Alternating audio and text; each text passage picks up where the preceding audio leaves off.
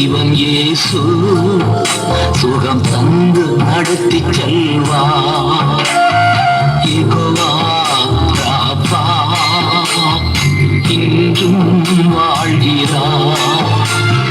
சுகம் தரும் தெய்வம் இயேசு சுகம் இன்று தருகிறார்.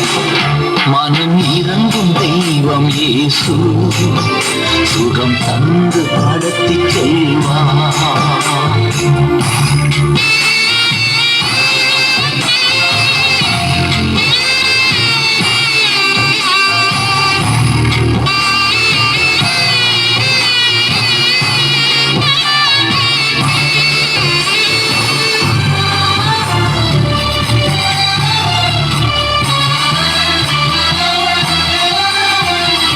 பேதுரு வீட்டுக்குள் நுழைந்தார்.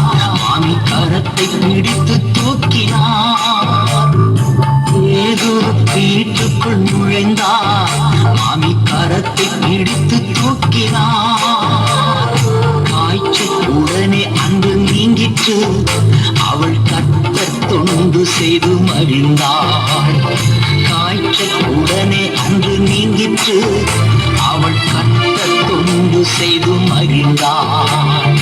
யெகோவா ராபா இன்றும் வாழ்கிறார். சுகம் தரும் தெய்வம் இயேசு சுகம் இன்று தருகிறார். மனம் இறங்கும் தெய்வம் இயேசு சுகம் தந்து நடத்தி செல்வார்.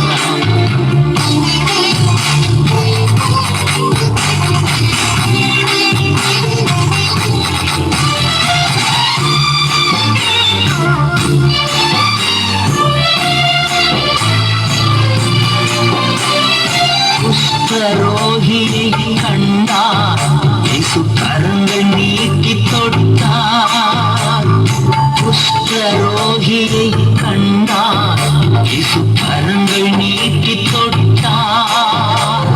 சித்தமுண்டு சுத்தமாகு என்று சொல்லி சுகத்தை தந்தார். சித்தமுண்டு சுத்தமாகு என்று சொல்லி சுகத்தை தந்தார்.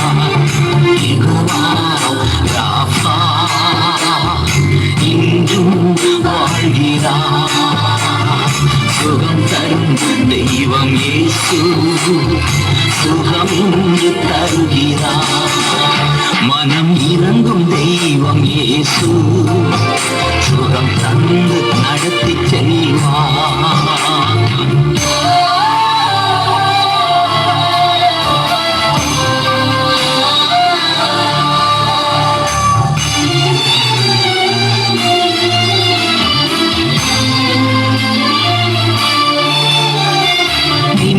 முடியாத கூனி அன்று இயேசு அவளை கண்டார். நிமிர முடியாத கூனி அன்று இயேசு அவளை கண்டார். கைகள் அவள் மேலே வைத்தார். உடன் நிமிர்ந்து துதிக்கச் செய்தார். கைகள் அவள் மேலே வைத்தார். உடன் நிமிர்ந்து துதிக்கச் செய்தார். யெகோவா ராபா இன்றும் வாழ்கிறார். சுகம் தரும் தெய்வம் இயேசு சுகம் இன்று தருகிறார். மனம் இறங்கும் தெய்வம் இயேசு சுகம் தந்து நடத்தி செல்வார்.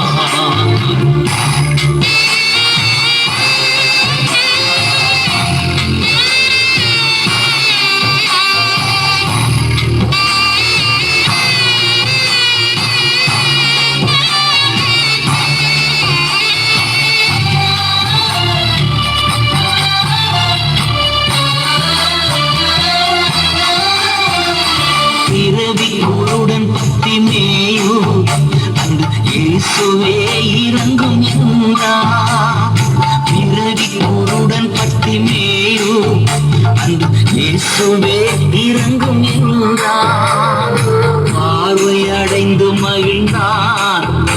உடன் இயேசு பின்னே நடந்தார், பார்வை அடைந்து மகிழ்ந்தார். உடன் இயேசு பின்னே நடந்தார். யெகோவா ராஃபா இன்றும் வாழ்கிறார். சுகம் தரும் தெய்வம் இயேசு, சுகம் இன்று தருகிறார். மனம் இறங்கும் தெய்வம் இயேசு, சுகம் தந்து நடத்தி செல்வார். மனம் இறங்கும் தெய்வம் இயேசு, சுகம் தந்து நடத்தி செல்வார். ஆண்டவரே, குருடர்களையும் பார்வடை செய்தார், முடவர்களை நடக்க செய்தார். 18 வருடமாய் நிமிர முடியாத கூனியை ஆண்டவர் நிமிர செய்யும்படியாக அவர் உதவி செய்தார். அநேக அற்புதங்களையும் அடையாளங்களை செய்த ஆண்டவராக இயேசு கிறிஸ்துவை உனக்காக எனக்காகவே இந்த பூமியில் அவர் நமக்காகவே வந்த இயேசு கிறிஸ்துவ இந்த கல்வாரி சிலுவுக்குள்ளாக அவரை ஒப்பு கொடுக்கிறார்கள். ஆண்டவராக இயேசு கிறிஸ்து இந்த பூமியிலே இதற்காக வந்தார் என்பது குறித்து தான் இன்றைக்கு நாங்கள் அறிவித்துக் கொண்டிருக்கிறோம். இயேசு முடவர்களை நடக்க செய்தார், குருடர்களை பார்க்க செய்தார். அழுகி போய் நாற்றடிக்கப்பட்டு குஷ்டரோகியா இருந்த மனிதர்களை கூசாம தொட்டு சுகமாக்கினார். யாருமே நேசிக்க முடியாத பட்சத்துல இயேசு கிறிஸ்து நேசிக்கும்படியாக இந்த பூமியில் வந்தார். ஆண்டவராக இயேசு கிறிஸ்து உங்கள் யாவரையும் ஆசீர்வதிப்பாராக. இந்த இயேசு ரொம்ப நல்லவர், உங்களை தேடி வந்தவர், உங்களுக்காகவே தம்முடைய ஜீவனையே கொடுத்து தம்முடைய உயிரை நமக்காக கொடுத்தவர். இயேசுவை கொண்டு போய் அந்த கல்வாரி சிலுவைக்குள்ளாக அவர் கொண்டு போய் ஒப்பு கொடுக்கிறார்கள். இதற்காக ஆண்டவராக இயேசு கிறிஸ்து உனக்காக எனக்காக தான் அவர் பட்ட பாடுகள். இயேசு சமாதானத்தை கொடுத்து விடுதலை கொடுக்க அவர் வல்லமையுள்ள தேவனா இருக்கிறார். கர்த்தர் தாமே உங்கள் யாவரையும் ஆசீர்வதிப்பாராக. இயேசு கிறிஸ்துனுடைய பாடுகள் உனக்காக எனக்காக தம்முடைய ஜீவனை கொடுத்து தம்முடைய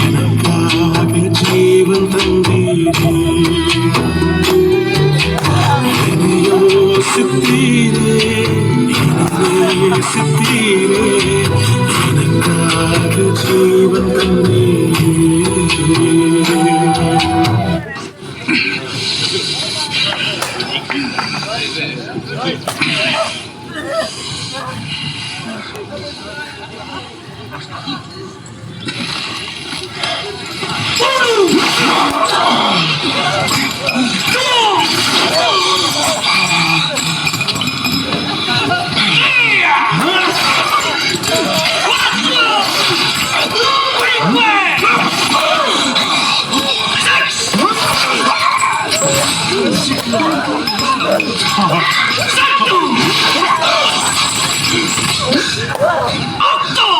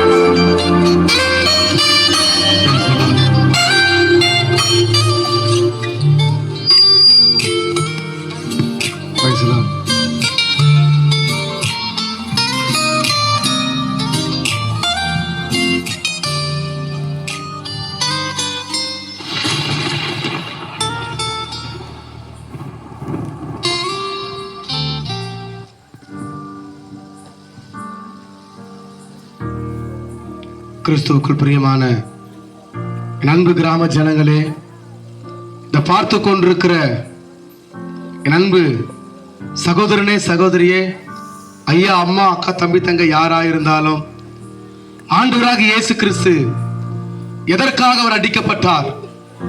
ஏன் இவ்வளவு பாடுகள்? ஆண்டவராகிய இயேசு கிறிஸ்து அடிக்கப்பட காரணம் என்ன? ஒரே ஒரு நோக்கம் தாங்க. பைபிள் சொல்லுகிறது, பாவத்தின் சம்பளம் மரணம் என்று சொல்லி, பாவம் செய்கிறவர்கள் பாவத்திற்கு அடிமையா இருக்கிறார் என்று பைபிள் சொல்லுகிறது. உன் பாவம் உன்னை தொடர்ந்து பிடிக்கும் என்று சொல்லப்பட்டிருக்கிறது. இயேசு கிறிஸ்து எதற்காக அடிக்கப்பட வேண்டும்? ஏனியா எதற்காக அவர் இவ்வளவு பாடுகள் அவர் பட வேண்டும்?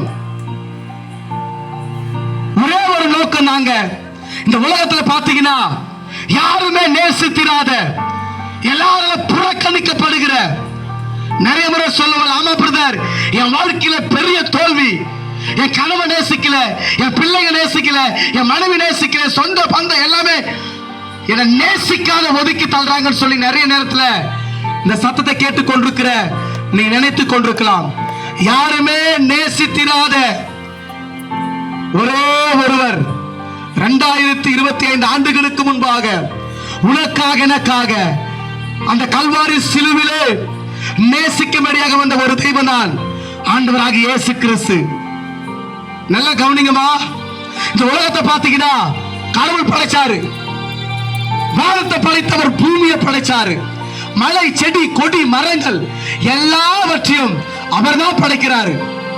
எல்லாவற்றை படைத்த கடவுள் மனிதனையும் அவர்தான் படைக்கிறார். எப்படி தெரியுமா? அவரை போலவே மனிதனை கடவுளை போலவே படைச்சாராம். அவருடைய ரூபத்தின்படி அவர் சாயலாகவே அவர் ரூபத்தின்படி அவரை போலவே மனிதனை படைச்சாரு. ஏன் தெரியுமா? கடவுளும் மனிதனும் ஒன்றா இருக்கணும். கடவுளும் மனிதனும் சேர்ந்து இருக்க வேண்டும் என்பதற்காக தான் மனிதனை கடவுள் சிருஷ்டித்தார். மனுஷ வாழ்க்கையில தோல்வி கிடையாது. மனுஷ வாழ்க்கையில கண்ணீர் கிடையாது, கவலை கிடையாது, பிரச்சனை கிடையாது, வேதனை கிடையாது, துக்கம் கிடையாது, அவமானம் கிடையாது, போராட்டம் கிடையாது, பிரச்சனை கிடையாது. என்றைக்கு கடவுளோடு ஒரு மனுஷன் இருந்தாலும் அன்றைக்கு அவன் வாழ்க்கையில சமாதானம் காணப்பட்டது, சந்தோஷம் இருந்தது, தோல்வி இல்லை. ஆனால் என்றைக்கு மனிதன் கடவுளை விட்டு தூர போயிட்டான், எப்படி தெரியுமா? கடவுள் சொன்ன வார்த்தைக்கு கீழ்ப்படியாம பாவம் செய்து விட்டான். இந்த பாவம் தாங்க கடவுளுடைய மனிதனை பிரித்து விட்டது. இந்த பாவம் தாங்க பெரிய தோல்வி மனு குலத்திற்கு வந்து விட்டது. நல்லா கவனிங்கம்மா ஐயா, நல்லா கவனிங்க. இந்த பாவத்தினுடைய விளைவுதான் மனுஷ வாழ்க்கைக்கு மரணம் வந்தது. என்றைக்கு மனிதன் பாவம் செய்தானோ இந்த பாவத்தின் விளைவுதான் மனிதனுக்கு மரணம் வந்தது. பாவத்தின் விளைவுதான் மனிதனுக்கு வியாதி வந்தது. பாவத்தின் விளைவுதான் மனிதனுக்கு கண்ணீர், கவலை, பிரச்சனை, வேதனை, துக்கம், துயரம், பாடுகள், அவமானங்கள், நிந்தனைகள். எவ்வளவு சம்பாதிச்சாலும் கையில் நிற்க மாட்டேன் பிரதர். எதை எடுத்தாலும் தோல்வி. என் பிள்ளைகளுக்கு வயசாகி போச்சு, கல்யாணம் ஆகல, கல்யாணம் ஆகி குழந்தை பிறக்கல பிரதர். வீடு கட்ட முடியல, இன்னும் நாங்க கூரை வீட்டிலே தான் இருக்கிறோம். வீடு கட்டாலும் இன்னும் கட்டி முடிக்க தேவை பணம் இல்ல. பல சம்பவத்துக்குள்ள, பல காரியங்களுக்குள்ளாக மனிதன் தள்ளப்பட்டான். இப்படி கடவுள் படைக்கலங்க, மனிதன் இப்படி படைக்கல. என்றைக்கு மனிதன் பாவம் செய்தானோ இந்த பாவத்தினுடைய வீழ்ச்சி தான் மனித வாழ்க்கையில தோல்வி வந்து விட்டது. என்னையா பாவம்? ஏற்கனவே சொன்னல, பாவத்தின் சம்பளம் மரணம். ஒரு மனுஷன் வேலைக்கு போறான், 8 மணி நேரமோ 10 மணி நேரமோ அல்லது 12 மணி நேரமோ வேலை செய்யறாங்க. வேர்வை சிந்தி நல்லா உழைக்கிறாங்க. வேலை செய்யக்கூடிய உழைச்சதுக்கான கூலி கொடுக்கறாங்க. ஆனா பைபிள் சொல்லுகிறது பாவத்தின் சம்பளம் மரணம். என்னையாது? பாவம் செய்தால் தண்டனை உண்டு. பாவம் செய்தால் பைபிள் சொல்லுகிறது பாவம் செய்கிற ஆத்துமா சாகும். ரெண்டே காரியம் தாங்க. ஒன்று பரலோக ராஜ்யம், இரண்டாவது நரகம். எல்லாருக்குமே தெரியும், எல்லா மதத்தினர் சொல்லப்படுகிற ஒரு காரியம் தான் நரகம் என்கிற ஒரு சம்பவம். நரகம் என்று சொன்னால் வேதனைக்கு ஆரம்பம். இந்த நரகம் யாருக்குன்னு சொன்னா மனிதனுக்காக படைக்கலைங்க ஐயா, பிரதர், தம்பி, ஐயா நல்லா கவனிங்கம்மா. மனிதனுக்காக நரகம் படைக்கல, பிசாசுக்காக தான், அவருடைய கூட்டத்துக்காக தான் படைச்சாரு. ஆனா மனிதனோ ஏசப்பா சொன்ன வார்த்தைக்கு கேட்டு அதன்படி நடக்காம பாவம் செய்து விட்டான். எதையா பாவம்? நல்லா கவனிங்கம்மா. பாவம் செஞ்சா நரகத்துக்கு போவாங்க. எது பாவம்? நரகம் என்பது எப்படி இருக்கும்? பைபிள் சொல்லுது வேதனைக்கு ஆரம்பமா. ஒரு மனுஷன் பாவம் செஞ்ச ஆத்துமா நரகத்துக்கு போயிட்டா அங்கே அவர்கள் புழு சாகாமலும் அக்கினி அவியாமலும் இருக்குமா. புழு சாகாது, நெருப்பு எரிந்து கொண்டே இருக்குமா. அங்கே அழுகையும் பற்கடிப்பு உண்டா இருக்குமா. அப்படின்னு சொன்னா அழுதுட்டே இருப்பாங்க, ஐயோ என்ன காப்பாத்துங்க ஐயா. பல்ல கடிப்பாங்க, வேதனை தாங்க முடியாது, நெருப்பு எரிந்து கொண்டே இருக்கும், ஐயோன்னு கத்துவாங்க, கதறுவாங்க. அங்க ஒரு மனுஷன் நல்லா கவனிங்க, மறித்து நரகத்துக்கு போயிட்டா கோடான கோடி வருஷம் நரகத்தினுடைய வேதனை தாங்கவே முடியாது. இந்த பூமியில சின்ன காயப்பட்டாலே எரிதுன்னு கத்துறோம், ஆயில்மெண்ட் போடுறோம், மருந்து போடுறோம், இன்ஜெக்ஷன் பண்றோம், வேதனை தாங்க முடியல. ஆனா நரகம் பாத்தீங்கன்னா பயங்கரமான நெருப்பு எரியக்கூடிய ஒரு இடம் தான் நரகம். எரிஞ்சுக்கிட்டே இருக்கும். மனுஷன் சாகணும்னு போவா, சாவு வராது. கோடான கோடி வருஷம் நரக வேதனை இப்பே சொல்லுவாங்க நரக வேதனை படுறன்னு சொல்லி. ஆனா நரகம் என்பது உண்மையாகவே பைபிள் சொல்லுகிறது அக்கினியும் கந்தகமும் எரிகிற கடல் என்று சொல்லப்பட்டிருக்கிறது. இந்த பேர்பட்ட நரகத்துக்கு நம்ம போக கூடாத படிக்குதான் பிரதர். ஐயா அம்மா நல்லா கவனிங்கம்மா, அப்பேற்பட்ட வேதனை நீ நான் அனுபவிக்க கூடாத படிக்குதான்.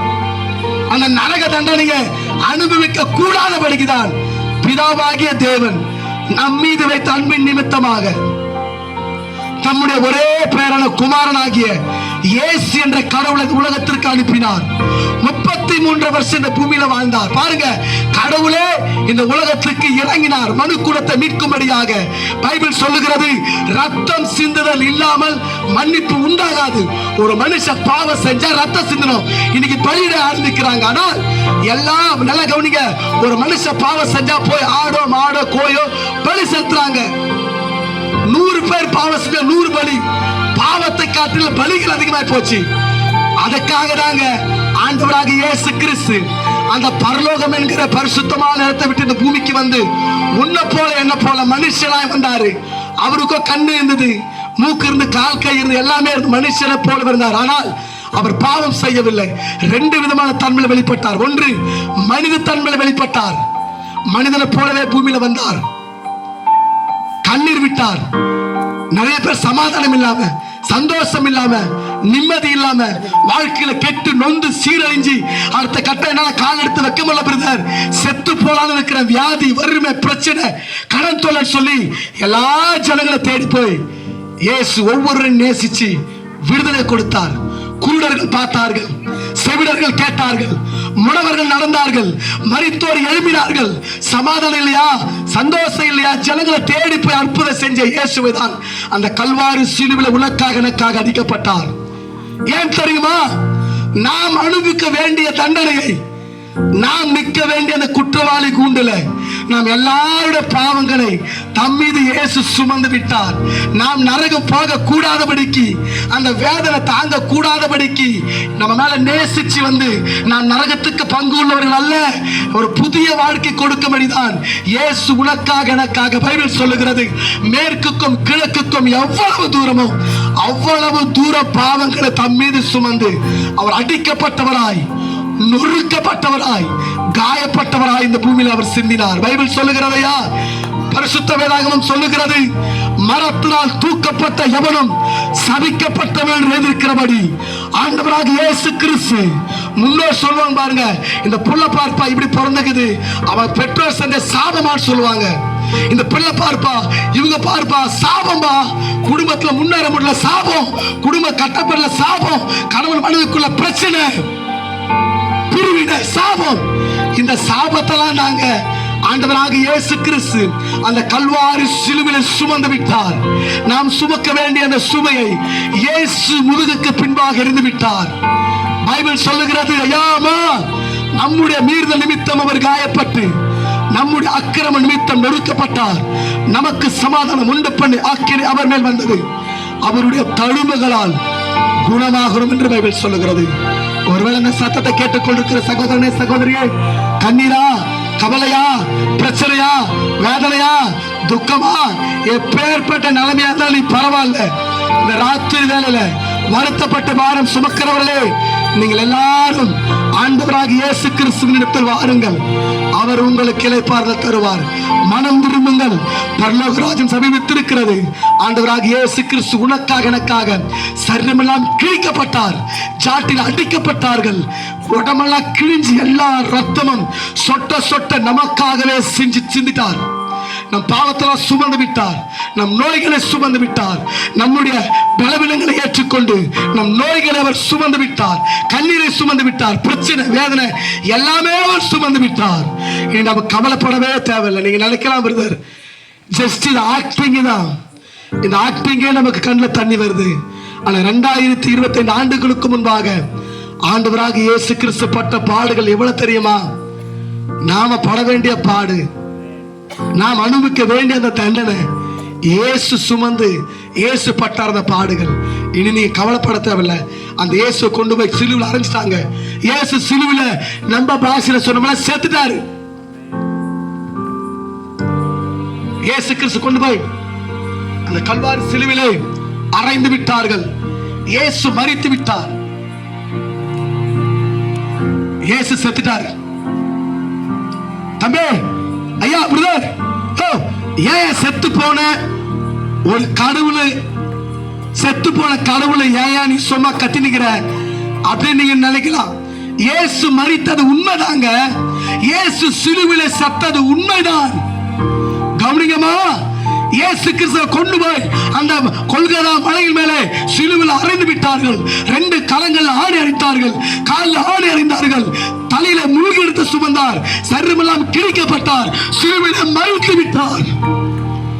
இயேசு செத்துட்டார். அவன் மரித்தது உண்மைதான். நல்லா கவனிங்கம்மா. அருமையான கிராம ஜனமே, இன்றைக்கு சவால் விட்டு சொல்லுவேன், சேலஞ்ச் பண்ணி சொல்லுவேன், இயேசு மரித்தார். எல்லா மனிதர்கள் போல இயேசுவை மரித்தது உண்மைதான். ஆனா எல்லா மனிதர்களும் கொண்டு போய் கல்லறை வச்சாங்க.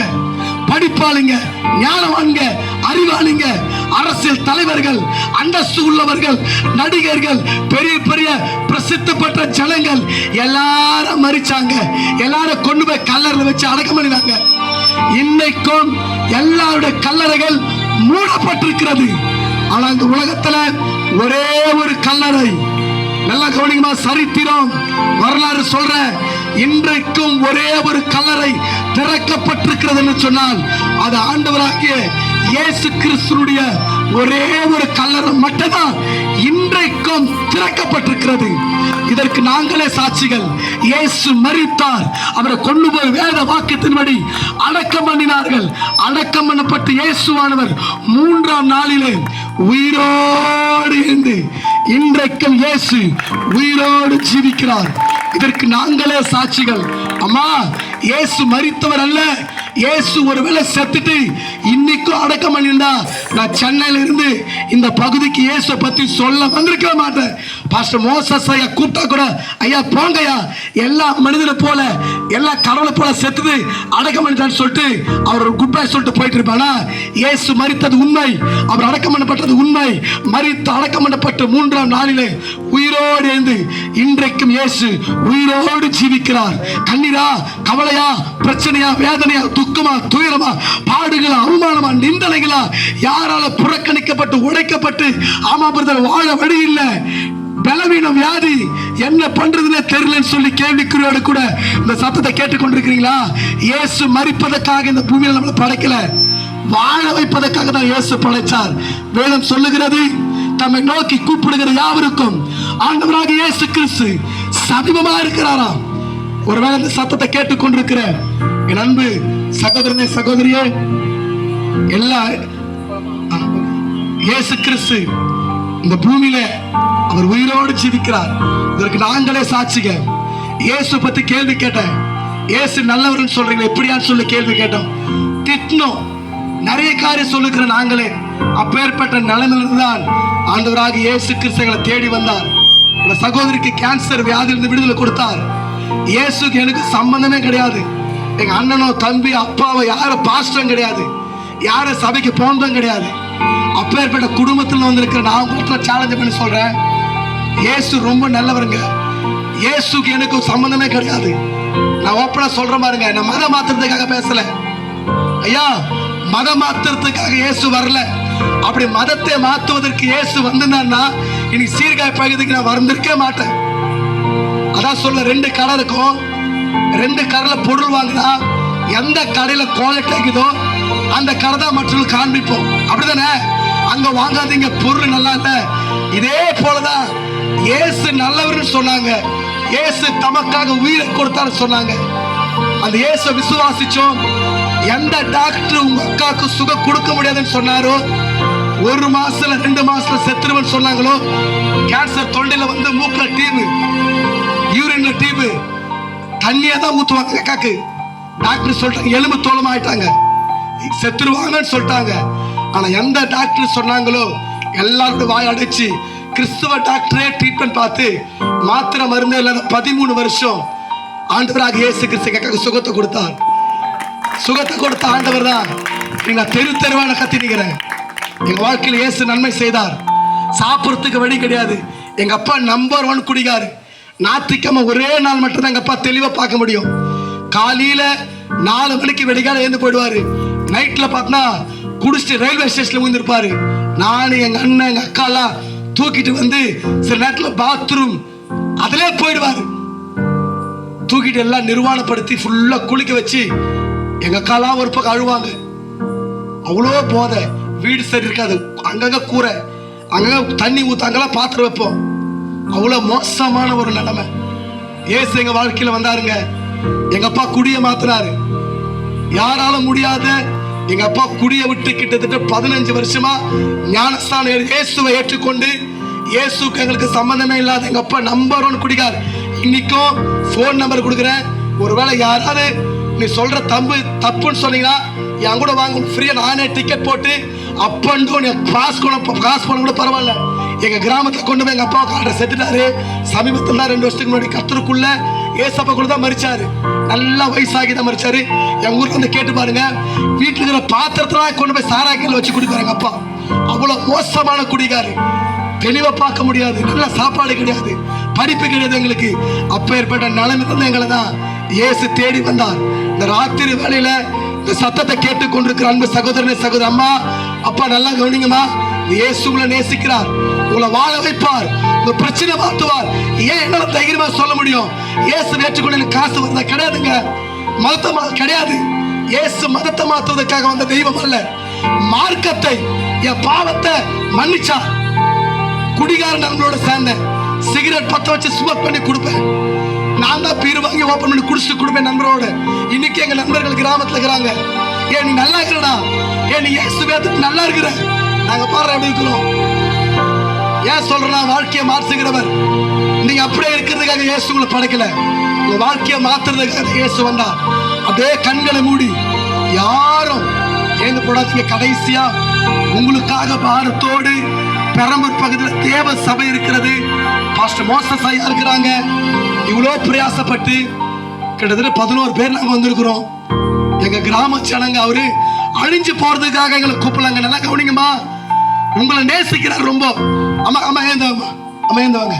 இந்த அம்மாக்கு என்ன வயசு இருக்கு யோசிச்சு பாருங்க. அம்மா நல்லா கவனிங்கம்மா, தக்கமே இல்லாத உங்க தெருவில் டான்ஸ் ஆடுறாங்க. நீங்க வீட்டை எடுத்து கொடுக்க போறீங்களா உங்களுக்கு? இல்ல உங்க நகை கேட்டு கொடுக்க போறீங்க? ஒண்ணும் கிடையாது. அப்படி குத்தால அவங்க வாங்க மாட்டாங்க. இயேசு நகையோ படைத்தோ வாங்குறதுக்கு வரல, உங்க இருதயத்தை கேட்கிறாரு. எல்லாத்தையும் விட்டு டான்ஸ் ஆடுறாங்க பாருங்க. இயேசு ரொம்ப நல்லவருங்க. உங்க வாழ்க்கையை மாற்றுவார், உங்க பிரச்சனையை மாற்றுவார். அப்படியே கண்களை மூடி ஜெபிக்க போறோம். எனக்கு இந்த இயேசு வேணும்ன்றவங்க மாத்திரம் உங்க இருதயத்துல மாத்திரம் கையை வச்சுங்க. ஆமா பிரதர், நிறைய முறை சொல்லிக்கிறாங்க, இங்க நிறைய முறை கூட்டம் நடந்துக்குது. இயேசு இயேசுன்னு கத்தி இருக்கிறாங்க, பாப்பேன் போயிடுவேன், அவ்வளவுதான். பாத்தீங்களா எவ்வளவு பாடுகள், பாத்தீங்களா எவ்வளவு அச்சு கீச்சாங்க, பாத்தீங்களா? யாருக்காக தெரியுமா? நமக்காக தாங்க. நம்ம நல்லா இருக்கணும், நம்ம வியாதி இல்லாத இருக்கணும், சமாதானமா இருக்கணும் சொல்லிட்டா இயேசு சிலுவையில மறிச்சு விட்டாரு. இயேசு வேணுன்றவங்க பக்கத்துல இருக்கிறவங்க பார்க்காதீங்க, எல்லாம் கண்ணை மூடுங்க. பக்கத்துல இருக்கிறவங்க கெட்டுன்னு வந்தா கிட்ட வர மாட்டாங்க. பணம் இருக்கும் போது மட்டும்தான் சொந்தம். பணம் இருக்கும் போது வந்து செல்லமா கொஞ்சுவாங்க. ஒண்ணுமே இல்லைன்னு வச்சுக்க, டாட்டா காட்டு, நீ என்னன்னா பொலைமின் தாங்கணும். அதனால இந்த இயேசு நீ நல்லவனோ கெட்டவனோ, இருக்குதோ இல்லையோ, பணக்கார யாரையோ, இயேசு நேசிக்கிறார். இயேசு உங்களை நேசிக்கிறார். யாரும் நேசிக்காத பட்சத்துல இந்த ராத்திரி மேல அறிவிக்கிற ஆண்டவராக இயேசு கிறிஸ்து ரொம்ப நல்லவருங்க. அவரை போல ஒரு நல்ல தெய்வம் பார்க்கவே முடியாது. ஏன்னா எங்க வாழ்க்கையில வந்து எல்லாத்தையும் மாத்தினாரு, உங்க வாழ்க்கையில மாத்துவாரு. கணவன் குடிக்கிறாங்களா, பிள்ளை சரியில்லையா, ஒரே ஒரு காரியம் செய்யுங்க. பாஸ்டர் மோசஸ் இருக்கிறாங்க, உங்களுக்காக ஜெபிப்பாங்க. உங்களுக்காக தான் கிராமங்க நேசிக்கிறதுக்காக தான் எங்கள் பல கிலோமீட்டர் தாண்டி கொண்டு வந்து இப்படிப்பட்ட நிகழ்ச்சி பண்ணும்படி ஊழியம் செய்யும்படி உதவி செய்திருக்கிறார். அதனால கண்களை மூடி கடைசியா ஜெபிக்க போறோம். இயேசு வேணும்னு கண்களை மூடி பாஸ்டர் ஜெபம் பண்ணுவாங்க. ஜெபம் முடிச்ச பிறகு தனித்தனியா நீங்க யாராவது ஜெபிக்கணும்னு வரவங்க, உங்களுக்காக நான் தனித்தனியா ஜெபிப்போம். உங்க பிள்ளைங்க படிக்கிறாங்க, +2, 11th, 10th எக்ஸாம் எதிர்க்கிறாங்க. பிள்ளைங்க நல்ல மதிப்பெண் எடுக்கணும், தேர்ச்சி பெறணும். இன்னும் படிக்கிற பிள்ளைங்க நல்லா மதிப்பெண் எடுக்கணும், நல்ல ஞானம் கொடுக்கணும். கர்த்தர் எல்லாமே செய்வார். கர்த்தர் உங்கள் யாவரையும் ஆசீர்வதிப்பார். கடைசியா ஜெபிக்கிறோம், ஜெபிக்கலாம். கர்த்தர் பெரிய காரியம் செய்வாராக. சோமனுவும் இம்மட்டுமாய் அமைதி காத்து சமீபத்திலிருந்தும் தூரத்திலிருந்தும் இந்த சத்தத்தை ஒளிபெருக்கின் மூலயமாய் கேட்டுக்கொண்டிருக்கிற ஒவ்வொருவரையும் ஆண்டவராக இயேசுவின் நாமத்தினால வாழ்த்தி ஆசீர்வதிக்கிறேன். என்னோட சேர்ந்து ஒரு 2 நிமிஷம் நான் சொல்கிற ஜெபத்தை என்னோட சொல்லுங்க. அன்புள்ள இயேசுவே, இயேசுவின் நாமத்தினால இதுவரைக்கும் நான் என் இஷ்டத்துக்கு வாழ்ந்து கொண்டிருந்தேன், பாவத்தை செய்து கொண்டிருந்தேன், நான் குடிகாரனாக இருந்தேன், பாவியாக இருந்தேன், அநேக தவறுகளை செய்திருக்கிறேன். இந்த நாளில் என் மனக்கண்களை திறக்கும்படியாய் இப்படி ஒரு நிகழ்வுகளை நான் பார்த்தேன். அது நிமித்தம் இயேசு கிறிஸ்துவை சொந்த இரட்சகராக ஏற்றுக்கொண்டு அவருக்காக வாழ்வேன், அவருக்காக நான் வாழ்வேன். எனக்காக அவர் இரத்தம் சிந்தி மரித்து 3ஆம் நாள் உயிர்த்தெழுந்து இன்றைக்கும் ஜீவிக்கிறார். அந்த நல்ல இயேசுவை என் சொந்த இரட்சகராக ஏற்றுக்கொள்வேன். இயேசுவின் நாமத்தில் பிதாவே, ஆமென். ஜெபம் பண்ணுவோம். பிதாவே, உம்மை ஸ்தோத்திரிக்கிறோம். ஆவியானவரே, உமக்கு நன்றி ராஜா. இந்த பூங்குடி கிராமத்தை நான் மனதார வாழ்த்தி ஆசீர்வதிக்கிறேன்ப்பா. அப்பா, இதை சுற்றி இருக்கிற ஒவ்வொரு கிராமங்களையும் ஆசீர்வதிக்கிறப்பா. நீ யாரை ஆசீர்வதிக்கிறாயோ அவர்களை ஆசீர்வதிப்பேன்னு சொன்னீங்க. இந்த கிராமத்தில் வசிக்கிற சிறியோர் முதல் பெரியோர் வரைக்கும் வாலிப பிள்ளைகளில் எல்லாரையும் ஆசீர்வதிக்கிறோம். படிக்கிற பிள்ளைகளுக்கு உலக ஞானம், கல்வி ஞானம், தேவ ஞானம், அப்பா மனுஷ தயவு உண்டாகட்டும்ப்பா. அப்பா, வேலை செய்கிற பிள்ளைகளுக்கு நல்ல கிருபை, பலன், சுகமாருக்கு உண்டாகட்டும். திருமணத்துக்கு காத்திருக்கிற பிள்ளைகளுக்கு திருமண வாழ்க்கை உண்டாகட்டும். திருமணம் முடிந்து குழந்தை பாக்கியத்துக்காக காத்திருக்கிற பிள்ளைகளுக்கு குழந்தை பாக்கியம் கொடுங்கப்பா. வீடு கட்டி பாதியில் நிற்கிறவர்கள் வீடு கட்டி முடிக்க கிருபை தாங்கப்பா. அப்பா, கடன் பிரச்சனையில் மாட்டி தவிக்கிற மக்களை அதிலிருந்து விடுவிக்க வழியை உண்டாக்கி கொடுங்கப்பா. அப்பா, இந்த நாட்களில் நீர் எல்லாருக்காகவும் மறித்தீங்க, எல்லா ஜனங்களையும் நேசிக்கிறீங்க. அப்பா, வருத்தப்பட்டு பாரம் சுமக்கிறவர்களே, நீங்கள் எல்லோரும் என்னுடைய வாருங்கள், நான் உங்களுக்கு இளைப்பாறலை தருவேன்னு சொன்னீங்க. இந்த நல்ல தெய்வம் இந்த பிள்ளைகளை ஆசீர்வதித்து பெரிய காரியங்களை செய்யும். அப்படியே நீங்கள் செய்வதற்காக நன்றி. இயேசு கிறிஸ்துவின் நாமத்தில் பிதாவே, ஆமென். என் ஆத்துமாவே கர்த்தரை ஸ்தோத்திரி, என் முழு உள்ளமே பரிசுத்த நாமத்தை ஸ்தோத்திரி. என் ஆத்துமாவே கர்த்தரை ஸ்தோத்திரி, கர்த்தர் செய்த சகல உபகாரங்களையும் மறவாதே, ஆமென். நாங்கள் இரத்தத்தில் மறைந்துள்ளோம், வல்ல இரத்தத்தில் மறைந்துள்ளோம். சாத்தான் தீங்கு செய்ய முடியாது, சாத்தான் தீங்கு செய்ய முடியாது. திங்களை திங்களை திங்களை நமக்கு, திங்களை திங்களை திங்களை நமக்கு, திங்களை திங்களை திங்களை. சாத்தான் தீங்கு செய்ய முடியாது, ஏ தீங்கும் எங்களை அணுகாது. நம்முடைய கர்த்தராகிய இயேசு கிறிஸ்துவினாலும் பிதாவுடைய தேவனுடைய அன்பினால் பரிசுத்த ஆவியானவரின் அந்யோன்ய ஐக்கியத்தினால் நம் அனைவருக்கும் கிருபையும் இரக்கமும் சமாதானமும் இப்போது எப்போது உண்டாயிருப்பதாக, ஆமென். ஹல்லேலூயா, ஹல்லேலூயா, ஹல்லேலூயா. இந்த வாரம்